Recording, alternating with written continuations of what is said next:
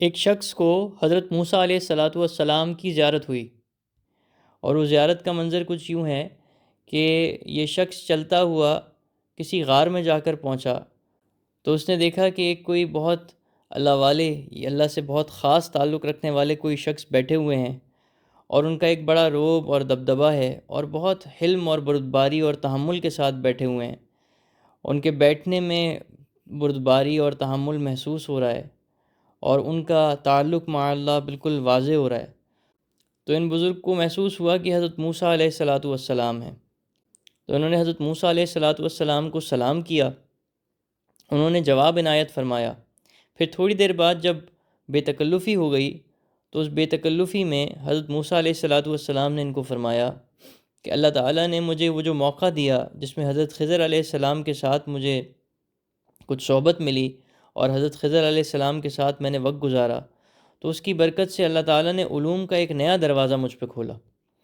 اس کے بعد پھر حضرت موسیٰ علیہ الصلاۃ والسلام سے انہوں نے پوچھا کہ آپ اللہ کے نبی ہیں، اور ہماری امت میں بھی بہت سارے اولیاء اللہ ہیں، دیکھا جائے تو صحابہ بھی اولیاء اللہ میں سے ہیں، لیکن انبیاء علیہ الصلاۃ والسلام کا مرتبہ سارے صحابہ سے افضل ہوتا ہے۔ تو اس پر انہوں نے پوچھا کہ حضرت یہ فرما دیجئے کہ آپ میں اور امت کے اولیاء اللہ میں کیا فرق ہے؟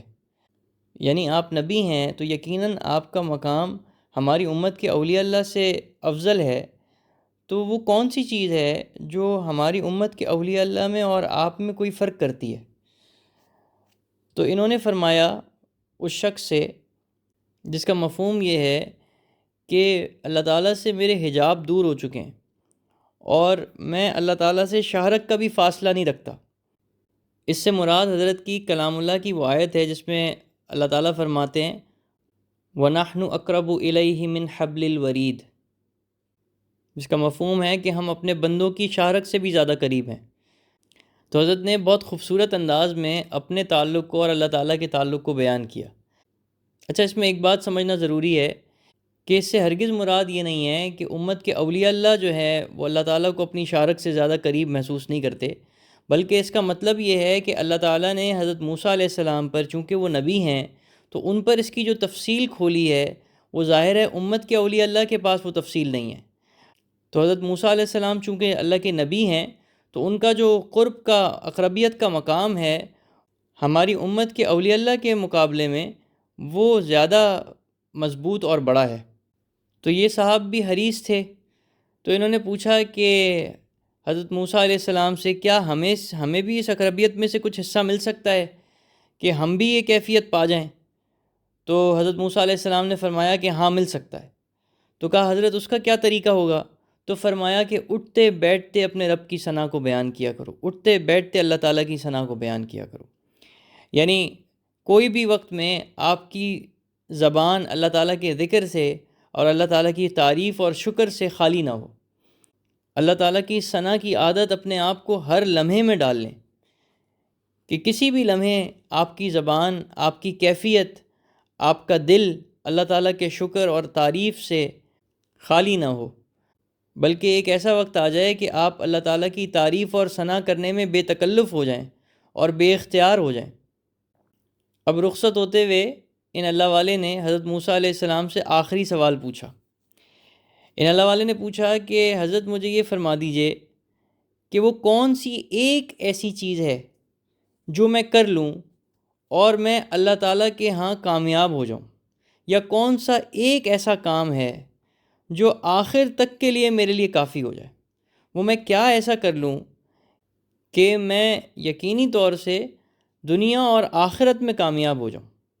تو حضرت موسیٰ علیہ السلام نے جس طرح پہلی بات کا بہت مختصر اور جامع جواب عطا فرمایا تھا، اسی طرح حضرت موسیٰ علیہ السلام نے ان کو زیارت میں اس بات کا بھی بہت مضبوط، جامع اور مختصر جواب عطا فرمایا۔ حضرت موسیٰ علیہ السلام نے فرمایا کہ اپنے نبی کی جوتیوں کو اپنے سر پہ رکھ کے گھوما کرو۔ اب کہنے کو تو یہ دو جملے ہیں، لیکن اگر بات کو سمجھا جائے تو اس میں بہت زیادہ فصاحت اور بلاغت ہے، اور اسی طرح سے بہت زیادہ تفصیل ہے۔ یعنی حضرت موسیٰ علیہ السلام یہ فرما رہے ہیں کہ تمہیں چاہیے کہ تم حضور صلی اللہ تعالیٰ علیہ وسلم کی زندگی کے ایک ایک عمل کی نقل کرو۔ تمہیں چاہیے کہ حضرت صلی اللہ تعالیٰ علیہ وسلم کی کسی سنت کو بھی نہ چھوڑو، اور اپنے نبی سے اتباع کے معاملے میں بہترین تعلق قائم کرو۔ اب یہ ایک ایسی نصیحت ہے کہ حضرت موسیٰ علیہ السلام نے بات تو بالکل مختصر کی ہے، لیکن سبق ساری زندگی کا دے دیا۔ اللہ تعالی ہم سب کو یہ نصیب فرمائے۔ اس سے وہ شعر یاد آتا ہے کہ تیری معراج کے تو لوح و قلم تک پہنچا، تیری معراج کے تو لوح و قلم تک پہنچا، میری معراج کے میں تیرے قدم تک پہنچا۔ یعنی آپ کو تو اللہ تعالیٰ کا آخری درجے کا قرب حاصل ہو گیا، بس میرا قرب یہی ہے کہ جو آپ کہتے چلے جائیں گے میں ویسا کرتا چلا جاؤں گا۔ تو اللہ تعالیٰ ہم سب کو اتباع سنت کی توفیق عطا فرمائے۔ یعنی حضرت موسیٰ علیہ السلام نے اس شخص کو ساری نصیحتوں میں سے جو وہ کر سکتے تھے ان میں سے جو ایک نصیحت کی، وہ اپنے نبی مکرم شفیع اعظم محمد مصطفیٰ صلی اللہ تعالیٰ علیہ وسلم کی اتباع سنت ہے۔